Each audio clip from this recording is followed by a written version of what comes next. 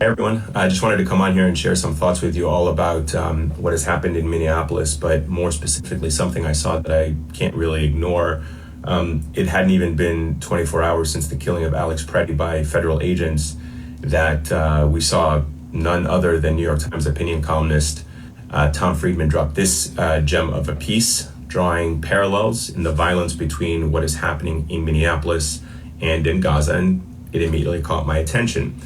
And you know me, I love when people can draw on their experiences overseas to help us make sense of what is happening right here at home. And so I immediately read this piece, and here is the similarity that this award-winning and respected columnist made. He says that Hamas and ICE both wear masks to conceal their identities, and that is something he had seen in Beirut and Gaza. And for a minute, I thought that this piece would actually genuinely explore the parallels between the tactics used by American federal agents and Israeli security forces. You know, since Friedman highlighted the use of masks, I thought that he would highlight how Israeli security forces, who are regularly and routinely accused of human rights abuses, actually wear masks as well. In fact, the security guards who recently were accused of raping Palestinian prisoners showed up in court while concealing their identities. And Friedman made no mention of that. I thought he would highlight, for example, the similarities in how both Israeli security forces and U.S. federal agents are increasingly over-militarized in their equipment and their tactics. For example, here's a report that shows ICE detaining school children, some as young as 5 years old. Israeli human rights organizations have been documenting how Israel regularly detains and mistreats Palestinian children, including 5 and 6 year olds. And this has been going on for years. It's hardly a surprise. In 2025, 32 people died in ICE custody right here in the US.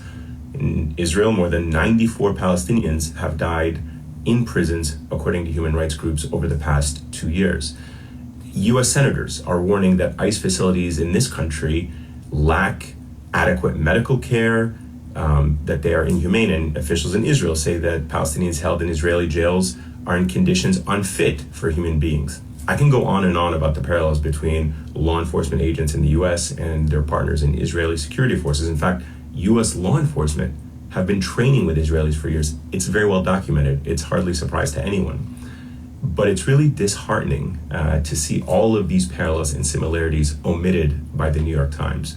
As someone who has lived and reported abroad for years, there are actually many disturbing trends that I have seen overseas that are happening right here at home. And we must speak out against them because we are already seeing those tactics eroding our freedoms, our democracy, and sadly now claiming the lives of people here in America.